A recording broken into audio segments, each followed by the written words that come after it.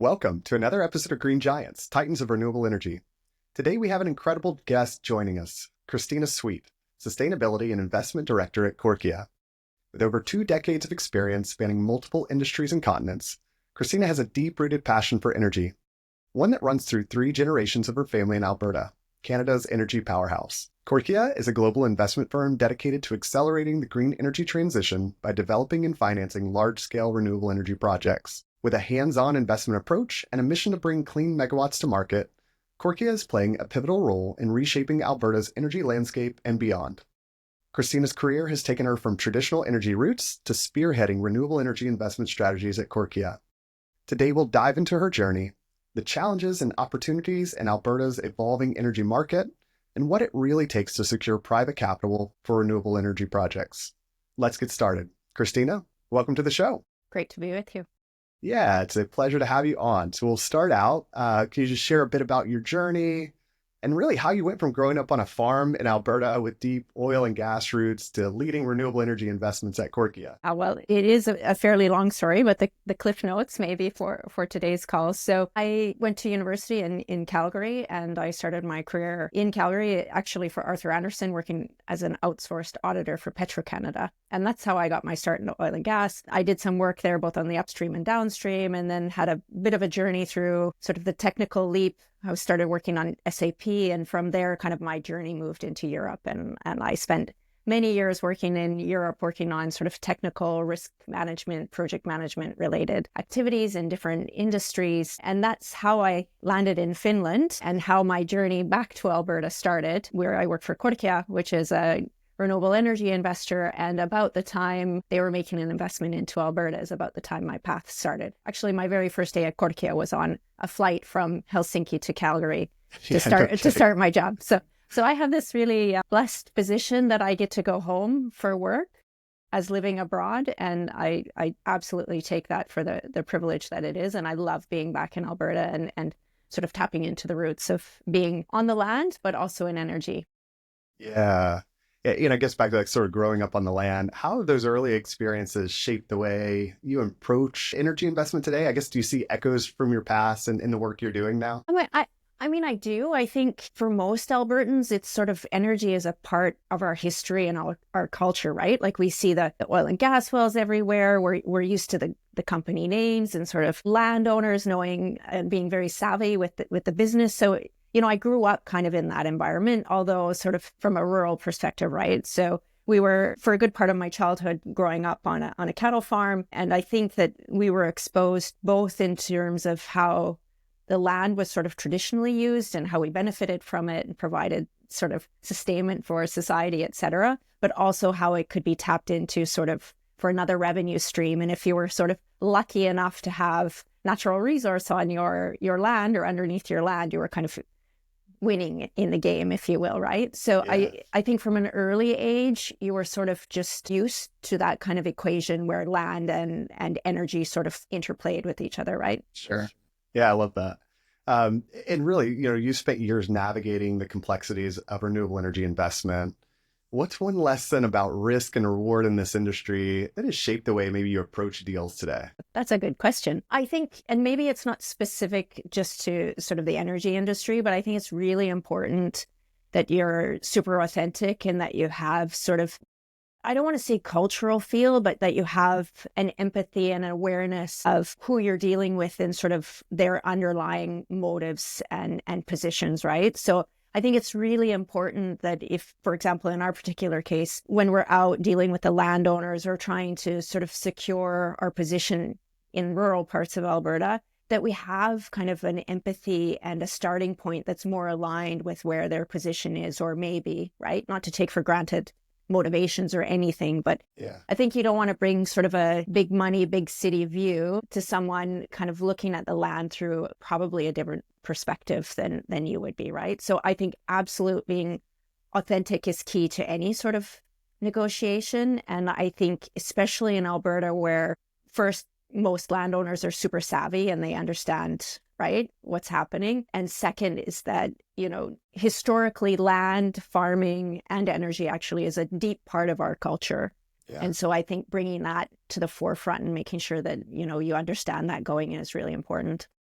Yeah. Is there a story that comes to mind where that empathy, that authenticity really made a big difference? Like one that's memorable that comes to mind? Well, maybe I tell the story of when I first came to Alberta to do a site visit. Yeah. And actually, it was the first time. So we have a fairly good chunk of parcels of land. And we were going out for a site visit before we made our final investment decision. And we're talking, multiple quarter sections of land. So a big parcel of land. When we got there, it was a beautiful sunny day.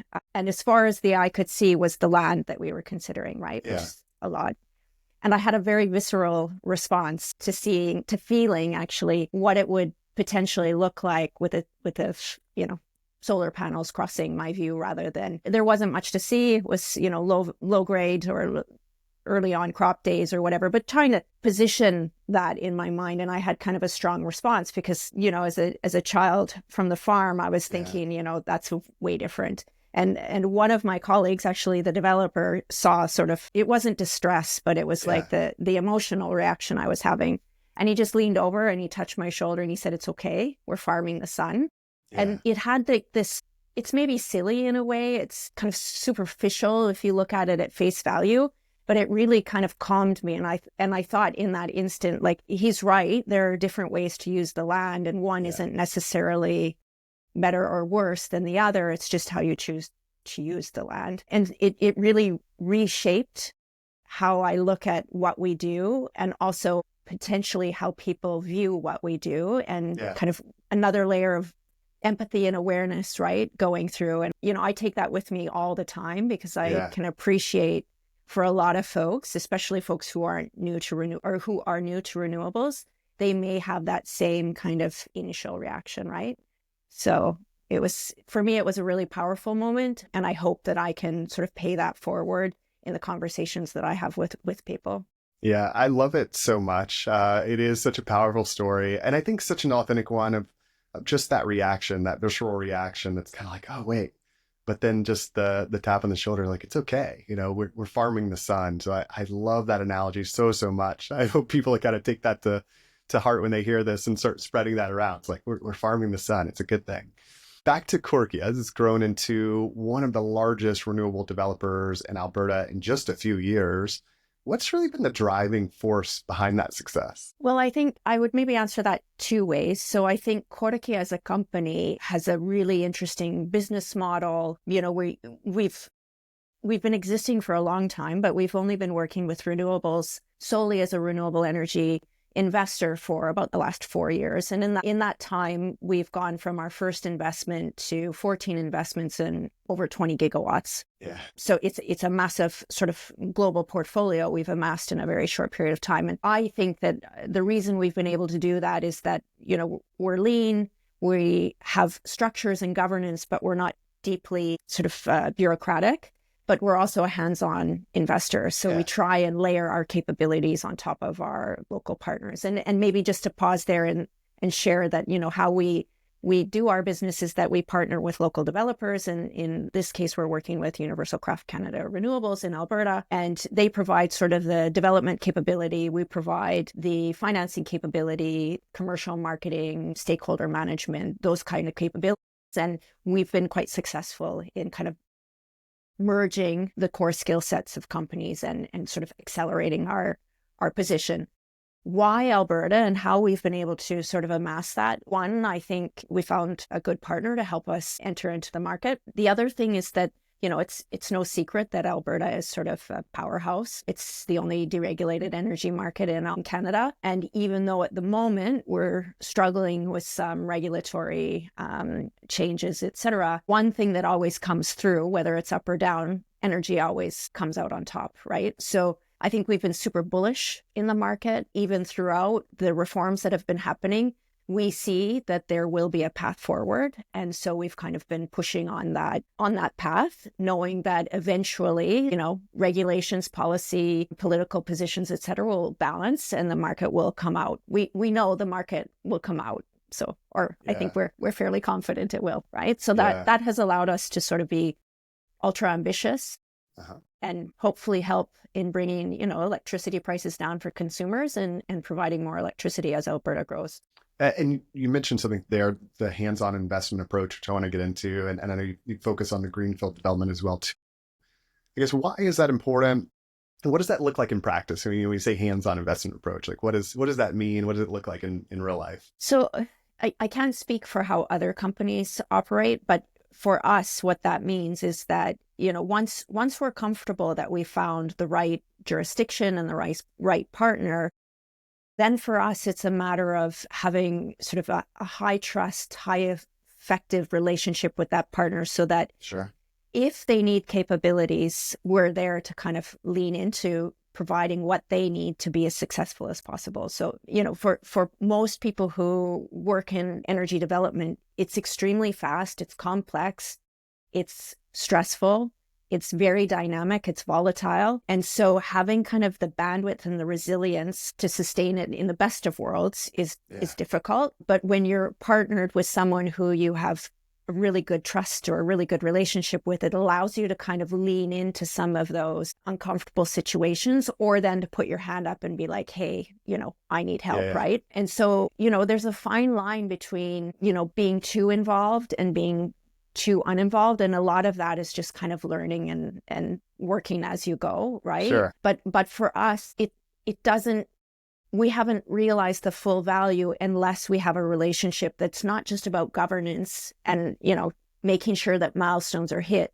but making sure that we're adding value and support to ensure that together we're hitting the milestones, right? So it's not so much about putting the pressure on the partner to hit the milestones. It's like, we're in this to win together. How can we help you best? Absolutely. I love it. I love that approach. Can you walk us through maybe a real world example of how that hands-on approach made the difference between success and failure in a project? Well, maybe it's not as black and white as success and failure. Yeah, sure. But I think some of the challenges that we've been facing in the Alberta market have led to we've really had to make sure that everybody is aligned with how we view the market, how we leverage our partners, where we decide to push the gas pedal, where we want to pull on the brake, et cetera. And so like a practical example would be like, okay, we're in this position where we're unsure, for example, during the land reforms, we're unsure what the playing field is going to look like afterwards, right? Right. So then sitting down and having like really frank conversations like, okay, what happens in scenario A, B, or C, right? And not just that we're dictating what the solutions or outcomes could be based on how the cards land on the table, but that we have like this active dialogue. In some cases, it could be, not in our particular example, but it would be like, okay, we're going to stop financing if this is the scenario or this is the scenario, right? And I think that's what we try to avoid, is getting into like zero-sum games or binary outcomes. Sure. As soon as we're into binary outcomes, we have a 50% chance of winning and a 50% chance of losing, right? That's great. So avoiding those binary positions is sort of in practice how our sort of interaction with not just our partners, but our wider stakeholder network as well, I think would be maybe a fair way to sum it up. I don't know if that directly answers your question, but it's sort of, okay, good. Yeah, no, great perspective. And you hit on this a little bit. So as we know, Alberta's energy market has seen major regulatory changes recently. I guess, what has been the biggest challenge? What's your take on where things stand now? Yeah, it's been an interesting go. Yeah. I think as a general comment, I would say that energy is such an important part of Alberta's revenue streams, and I think that there in general is room for more than just traditional energy, right? This isn't a zero-sum game. And I think one of the challenges has been, at least for me as I've been viewing the market, is that a lot of the conversation has been very zero-sum, right? It's an either or equation. And I think if we just put everything out, it's like we need both in order to meet both our energy needs and our energy goals, but also to lower prices for consumers. I think that one of the challenges has been that from all stakeholders, the messaging hasn't been sort of ideal in terms of getting to the best results. So just as a general caveat, I think the biggest challenge has been the extended period of time that the uncertainty has been. I think for us and probably for many developers, when you started in this, there was a fairly reasonable expectation about how long a development cycle would take for wind or solar and what the costs would be. And it was a fairly, even though not perfect, it was a fairly transparent environment. And the amount of change, I mean, the land reforms have changed. Almost every single component of the energy market itself has changed or will change. And we probably won't see the real sort of working product of all of those changes for a good amount of time to come, right? So we're now just starting to get visibility on what those components are, which should, in theory, stabilize the market somewhat, right? The frames will at least be available and we'll know what the boundaries are that we can play in, but those details can really make a big difference, both to the overall project success, but to the economics of the project as well. So I think that the biggest challenge has been the time, and going forward, that time impact will continue to play. Underneath that, the challenge has been, in terms of with the entire pricing market reforms, it becomes very difficult to sort of secure contracts against your project, which means it's difficult to get it financed so you can build it.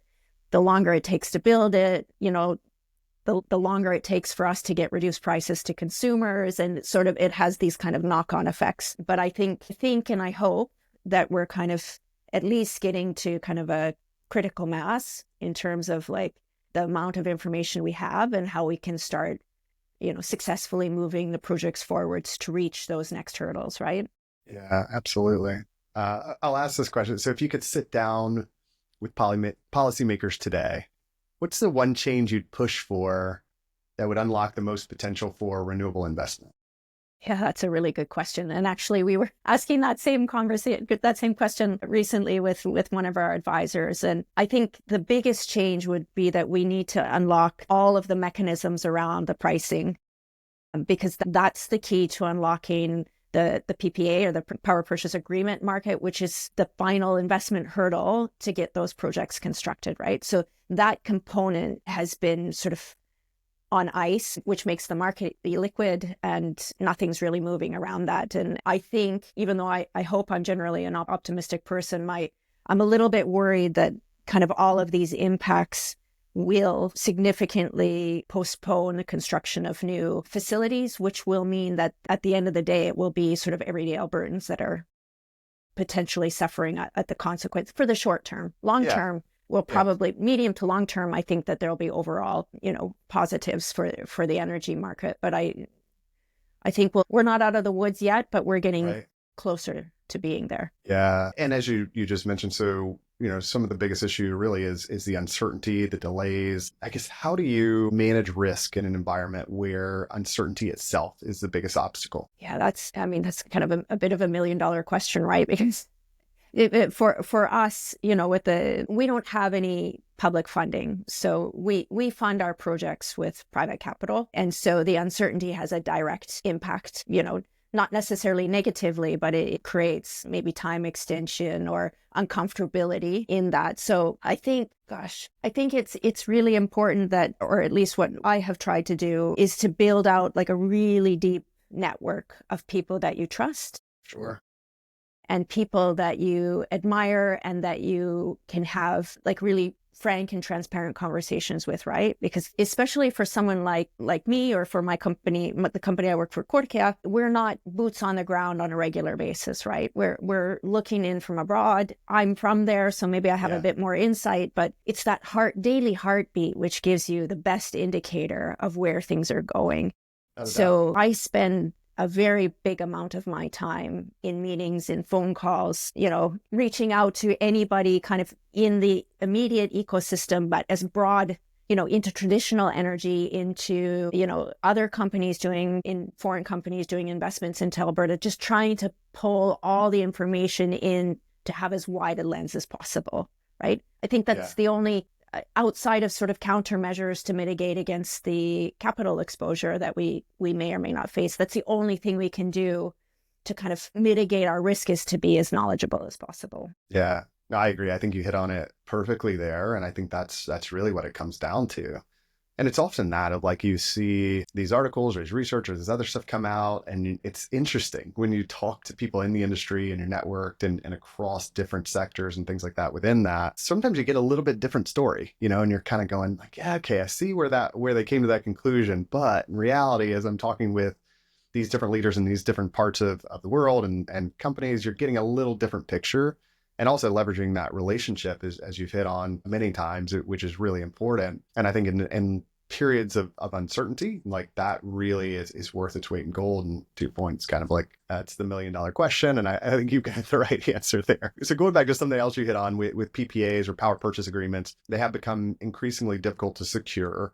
Because how does that affect financing and ability to bring projects to market? Yeah, well, it's a difficult one to answer because, in the previous worlds or previous sort of pre-reform environment, you might be able to, 50, if you were aiming for 50-60% contracted of your total number of production, right, you would most likely be able to secure, depending on the size of the project and other conditions, right? But you would most likely be able to go and secure project financing for construction around that. And as the uncertainty in the market has grown, the requirement, the amount of percentage of contracted has also grown. And so we're being asked to have like really high levels, 80, 90, 100% contracted in a market that's illiquid, right? So I think, one of the things that we've seen in other jurisdictions, that maybe I also add here that one of the blessings of being active in 9 jurisdictions is that what we're seeing in Alberta, we've seen in almost all other markets. I think one of the interesting nuances in Alberta is that it's been rare to see all of the reforms stacked at one time, right? Yeah, right. Usually they happen in buckets or in succession, but that aside, so we have seen this happen in other reforms and in other markets. But we've also seen sort of the lenders adapt with those reforms, right? And that has happened somewhat in Alberta. And I think right now everybody is sort of still in very conservative position. And I think maybe we'll start to see some of that unlock as well. I hope, at least, as the reforms get closer to certainty. So I think, the ability to get those projects constructed. I think it was in Business Renewables Canada recent white paper that we're like a 5-year high of construction ready assets and a 5-year low of construction. So I think it paints a picture, right? And I think that we need to make sure that we're tapping in to the potential of, what we're able to bring to the market. And I think, here, there's a bit of competition, right? Everybody wants to get their assets contracted, their assets constructed as well. But in a market that's currently in the position of Alberta, it's really important that any asset, any developer has those wins because it sets the tone and the momentum for others to be reaching that as well, right? So while there is a certain amount of sort of competition and making sure that your own interests are looked after, it's really important that as an industry collective, we're kind of rooting for everybody's successes because it's one of the ways that we're going to kind of push beyond some of the uncomfortable time. Yeah, that's good. And major misconception is that Alberta's renewable boom is driven by government support. In reality, it's private capital. So I guess, has that changed since the reform? And can you break that down for us a bit? I don't think the reform has really impacted sort of the capital sources. I think in the early days of renewables, and I have no specific evidence of this, but just my understanding is that in early days, there were some government programs, and there still are some government programs around innovation and clean energy, et cetera, but very few government programs that are supporting the development and construction of renewable assets in Alberta. They are predominantly being funded by private companies or public companies, but with private capital. Yeah. So I think, when we're talking about overall impact to Alberta, there has been sort of a decrease or a slowdown in the amount of capital coming to Alberta to invest in Alberta. So if you're putting on the hat of an investor, when you're looking at where you want to deploy your capital, you're looking, how fast is it going to go? What are the returns, the market certainty, risks, et cetera. And if you're looking at a market, even a great one like Alberta, that's under a deep amount of uncertainty with lack of clarity in terms of when that will be coming out, compared to another jurisdiction, which has less uncertainty and more certainty in timeline, you're going to probably deploy your capital towards the other market, right? So from Alberta's perspective, I think that, there has probably been some missed opportunity for foreign direct investment or even local investment because of the uncertainty of the reforms. And of course, that leads to, all investment in Alberta is tax. There's tax revenues there. There's job creation. There's, build out through the supply chains and all of those good things that come when people are investing capital. So I think, there's been this sort of, while the government funding isn't there, there's been, as an observation, not fact-based, I've never done the research, but that there's probably been a slow or missed opportunities from the private capital. So what we have seen, and let's see how this plays out, because, we've had an election down south and we'll likely have a federal election up here soon, is that the investment tax credit, which is sort of comparable to the Infrastructure Reduction Act that was very successful in the US, that is not government funding, but that is a lever that the government uses to help ensure that, Canada is moving towards a greener, cleaner future. And that is, a reasonable consideration towards your private capital. But again, it's not it's not grant money, it's not free money. You have to spend that money in order to sort of qualify for the tax credit that comes at the end. And you have to prove, labor wages and number of jobs. And it's a very heavy process in order to qualify for that. So it's not in any way free money. But I think, overall, I would say that the majority of the renewable energy projects that are happening in Alberta are funded through private capital. Right.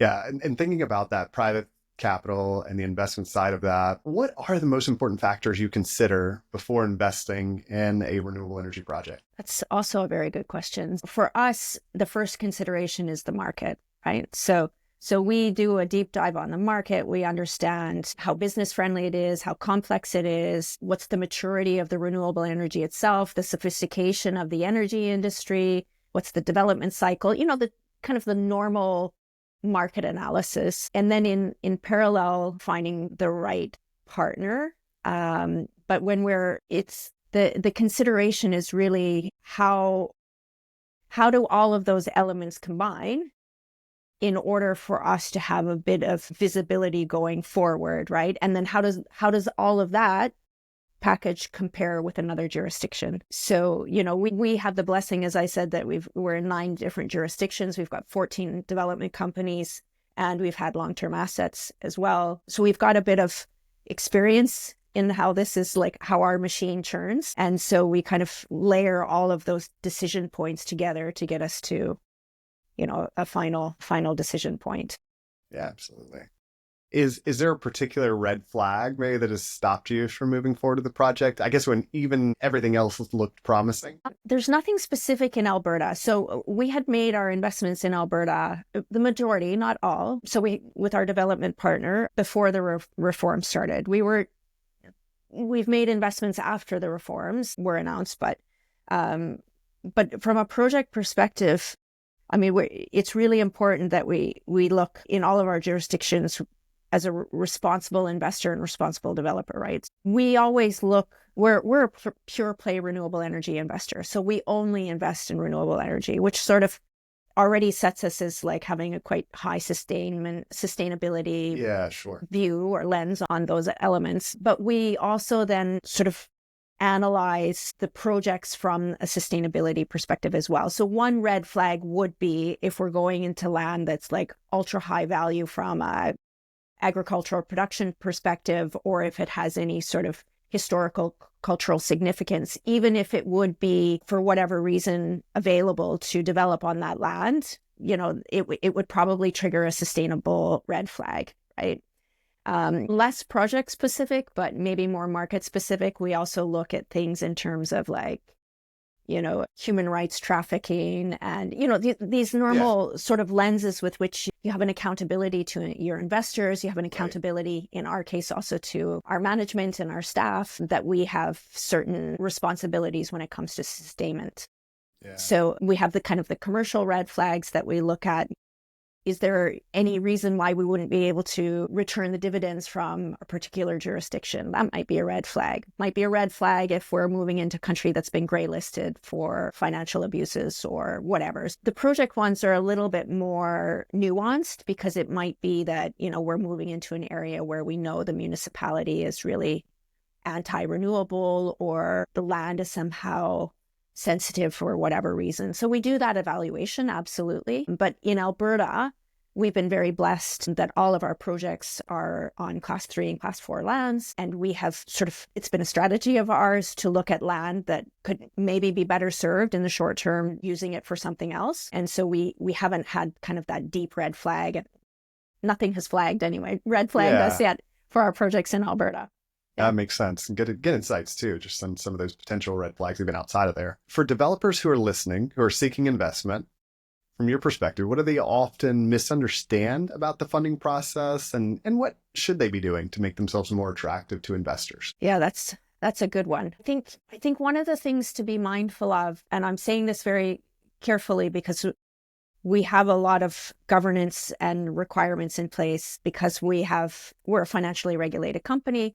And we have a deep obligation to our investors. I think every investor is slightly different, but in our case, there's a certain amount of governance, structure, reporting that comes with that money, and that's its own skill set, right? So, and even in a high trust environment, you still need to have the time, the capability, the willingness to produce reports because they're going kind of throughout the backwards value chain of where the money originated from, right? Sure.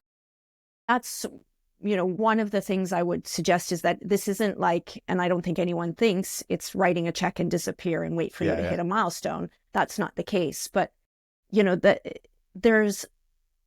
most financial organizations have a very strong and deep obligations to wherever their money is coming from, right? And that comes with a lot of transparency, consistency, reporting, etc.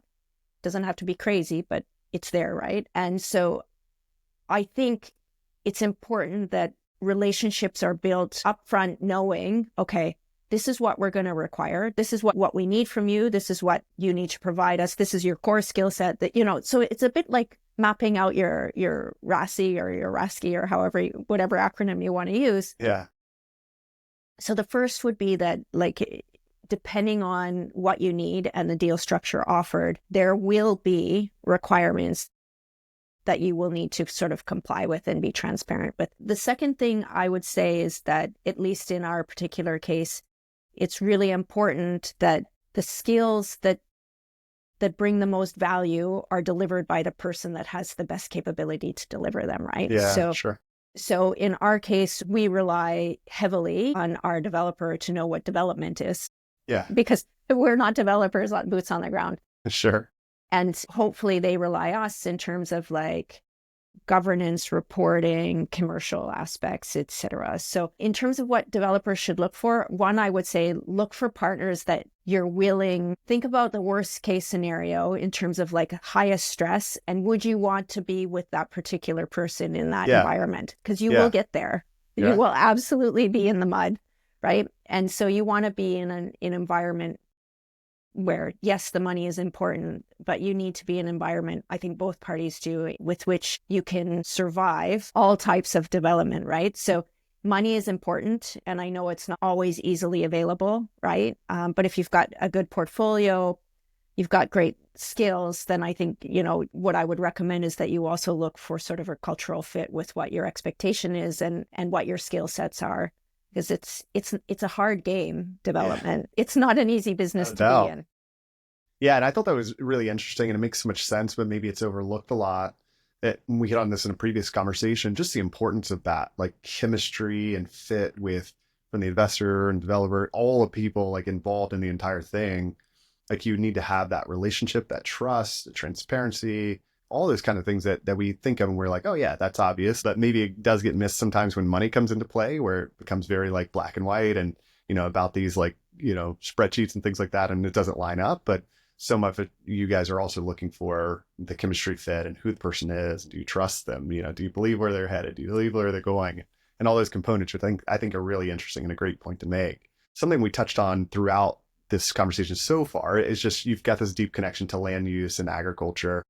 How do you balance that landowners' concerns with the need for large-scale renewable development? Yeah, I think so. I have maybe my own perspective on this, and I think my personal opinion is that most landowners or farmers that I have interacted with are deeply intelligent, incredibly innovative, and they know their land better than anybody else. Right. So I think there is more than enough land to go around for kind of multiple purposes, right? Like I think we're talking about, I'm not going to give the stat, but it's such a microscopic, 1% of all of Alberta would be needed for our energy use. It's something like really small in the grand scheme of things. But I think it's really important, one, that you're working with folks who have a clear idea of what they want to use their land for and why they want to do it.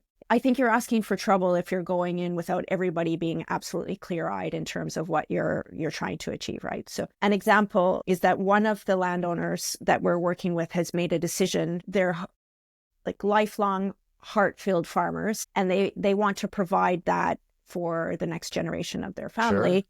And in order for them to be farmers without day jobs, they need volume, which is normal, right? They had made the conscious choice that, for a period of time, the life cycle of an asset, they would lease out their land as a way to generate revenue. And at the end of that, they would then have enough financial bandwidth to acquire enough land that they could then farm full time for the next generation. Sure. And I think that this is one thing that we need to consider when we're talking about land use and policies and regulations, et cetera, is that the people who own and work the land, they know how hard it is to make a life doing that. They know how their land is best used. They know their limits. They know, I think it's crazy for us to go in and say, this is how you should use your land, or this is how you should not use your land, right? I think we need to be responsible, and there needs to be some policies around ensuring that, everybody's interests are taken into account. But I think I have yet to meet a farmer or a landowner who isn't way smarter than me, who knows way better than me, you know, and then it's a matter of finding terms and conditions that work for everybody, right? So, that's not always going to be the case, but that's the ideal case, is that you're working with a partner who clearly has a motivation that is well understood, whatever that motivation might be, and that they see the bigger picture with you, and you see their bigger picture as well, right? Yeah, I love that a lot. That's such a great point to make. And just, I think around both sides of it. One, I think how savvy these landowners are, that often sometimes gets overlooked, or it's like no one talked to them, or no one got their opinion, which they probably know the best, right? The other side of that, I think, which is so powerful, and I've heard so many of those stories, it's like a farm sort of passed down generation to generation. Sometimes this really does empower them and help them be able to do that, where otherwise they wouldn't be able to. And that's such a, I don't know, for me, a cool, powerful thing to be a part of and see that happen and what it means to those individuals. But it's also, making a positive difference in the world and help them push things forward. So I love hearing those stories. As we get closer to time, I want to fully encapsulate this. So something we've touched on throughout is just, there is a lot of uncertainties in the renewables market. Political shifts, tariffs, supply chain disruptions, you name it, right? Nothing new. I think we're used to this up and down and challenges. But you mentioned this earlier, but what gives you confidence that the transition is still moving forward and it can't be stopped? Yeah, well, I mean, transition, yes. But I think what gives me sort of comfort is that we have all lived through oil and gas boom and bust multiple times in our lives, right? This is a very cyclical thing. And from my perspective, this is another version of what happens in Alberta when you're very energy focused, right? So I think that's sort of the baseline. I think regardless of all of the challenges that have been going on, Alberta has a brand and a enviable position of being natural resource heavy, and they can deploy those capabilities, right? Whether it's not just a Canadian thing, but I mean, globally, we punch above our weight energy wise. So I think, the short-term challenge is balancing kind of the old with the new, and making sure that, the policies, the companies to a certain extent, but that like all of those parts can come out the other side. And I suspect they will, right? We don't have enough traditional capability, oil and gas capability, to fully energize what Alberta needs going forward, right? So there has to be other solutions. So I think it's just a matter of kind of, getting through the growing pains of what the new Alberta energy landscape looks like. And I have full faith. Like, why would we ever want to lose our position as a global market leader with energy, right? When we can be that with our traditional oil and gas. And when we layer on what renewables brings, I mean, it just kind of elevates that position. Maybe I'm like a little bit optimistic and naive, but keep in mind, as you earlier mentioned, I've got generations of oil and gas who have also lived through kind of all these boom and bust as well. And they're like, yeah, it's going to be fine. Yeah, you're going to be fine. I love it. Yeah, it'll be fine. Indeed. From your perspective, what's the biggest investment opportunity in renewables over the next 5 to 10 years moving forward? Yeah, but I think that at least in the short term, and storage is going to be the play, right? We need to find a way to kind of balance out the old with the new and give Alberta the most capability so that the prices become more levelized for everybody. So I think in the short term, you'll see a boom with that, and we'll see what other technologies come, they're coming fast, right? Yeah, they are. And we're now seeing, for example, that solar is cheaper than natural gas, and so that I think that maybe this is naive, but I think we'll also see sort of an innovation happening in traditional energy as well, because I think it's fair to say that at least for the next generation, we're still going to have traditional energy, right? It's going to be a while before that phases out.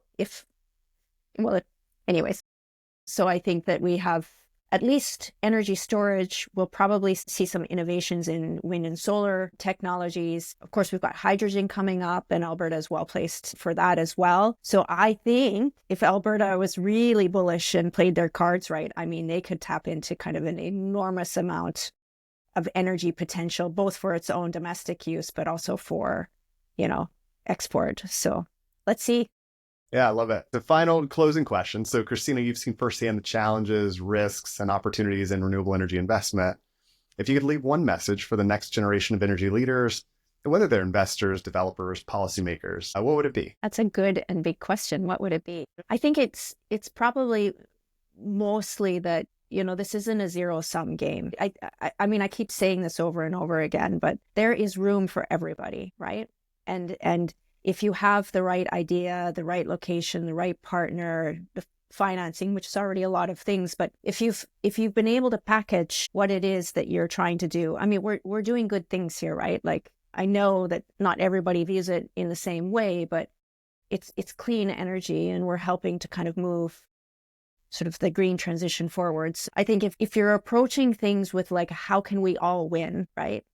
I think that that's so critical and so undervalued in like this environment with which we're juggling all kinds of dimensions of risk and concern. And if we had this more balanced approach to like, how can we all win, or how do we, all share equally the loss, etc., like more of a collaborative approach, I think it would take everybody much further. I know that's a bit optimistic and sort of over the not over the top, but kind of it's maybe too much to ask for in some senses, but I think that it's really important to be, as much as possible, everyone wins, even if not at the same time, but on average, that balances out to a win-win for all the parties. No, I agree. And I love that sentiment. I mean, whether it's optimistic or not, I think that's the right thought, and we need to head in that direction. It's a, kind of an and not an or, and like, hey, if we can all win, great, and still accomplish the goals and what we're trying to do, great. I think that's best case scenario. So why not push for that? Why not seek that? Why not think that way? So